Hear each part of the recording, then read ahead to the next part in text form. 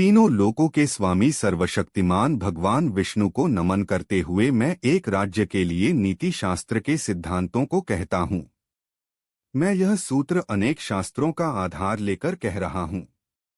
जो व्यक्ति शास्त्रों के सूत्रों का अभ्यास करके ज्ञान ग्रहण करेगा, उसे अत्यंत वैभवशाली कर्तव्य के सिद्धांत ज्ञात होंगे।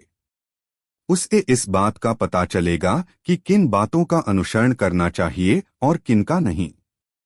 उसे अच्छाई और बुराई का भी ज्ञात होगा और अंततः उसे सर्वोत्तम का भी ज्ञान होगा। इसलिए लोगों का भला करने के लिए मैं उन बातों को कहूंगा जिनसे लोग सभी चीजों को सही परिप्रेक्ष्य में देखेंगे। एक पंडित भी घोर कष्ट में आ जाता है यदि वह किसी मूर्ख को उपदेश देता है, यदि वह एक दुष्ट पत्नी का पालन पोषण करता है या किसी दुखी व्यक्ति के साथ अत्यंत घनिष्ठ संबंध बना लेता है। दुष्ट पत्नी, झूठा मित्र, बदमाश नौकर और सर्प के साथ निवास साक्षात मृत्यु के समान है। व्यक्ति को आने वाली मुसीबतों से निपटने के लिए धन संचय करना चाहिए। उसे धन संपदा त्याग कर भी पत्नी की सुरक्षा करनी चाहिए।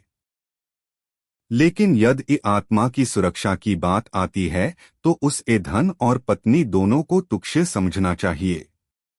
भविष्य में आने वाली मुसीबतों के लिए धन एकत्रित करें। ऐसा ना सोचें कि धनवान व्यक्ति को मुसीबत कैसी। जब धन साथ छोड़ता है तो संगठित धन भी तेजी से घटने लगता है। उस देश में निवास न करें जहां आपकी कोई इज्जत नहीं हो, जहां आप रोजगार नहीं कमा सकते, जहां आपका कोई मित्र नहीं और जहां आप कोई ज्ञान अर्जित नहीं कर सकते। ऐसे जगह एक दिन भी निवास न करें जहां निम्नलिखित 5 ना हो। एक धनवान व्यक्ति। 2 एक ब्राह्मण जो वैदिक शास्त्रों में निपुण हो। 3 एक राजा। 4 एक नदी। 5 एक चिकित्सक। बुद्धिमान व्यक्ति को ऐसे देश में कभी नहीं जाना चाहिए जहां 1 रोजगार कमाने का कोई माध्यम ना हो। 2 जहां लोगों को किसी बात का भय न हो। 3 जहां लोगों को किसी बात की लज्जा न हो। 4 जहां लोग बुद्धिमान न हो। 5 जहां लोगों की वृत्ति दान धर्म करने की ना हो। नौकर की परीक्षा तब करे जब वह कर्तव्य का पालन न कर रहा हो। रिश्तेदार की परीक्षा तब करें जब आप मुसीबत में घिरें। मित्र की परीक्षा विपरीत परिस्थितियों में करें और जब आपका वक्त अच्छा न चल रहा हो तब पत्नी की परीक्षा करे। अच्छा मित्र वही है जो हम इन निम्नलिखित परिस्थितियों में नहीं त्यागे। आवश्यकता पड़ने पर, किसी दुर्घटना पड़ने पर, जब अकाल पड़ा हो, जब युद्ध चल रहा हो, जब हम राजा के दरबार में जाना पड़े और जब हम शमशान घाट जाना पड़े। जो व्यक्ति किसी नाशवंत चीज के लिए कभी नाश नहीं होने वाली चीज को छोड़ देता है तो उसके हाथ से अविनाशी वस्तु तो चली ही जाती है और इसमें कोई संदेह नहीं कि नाशवान को भी वह खो देता है।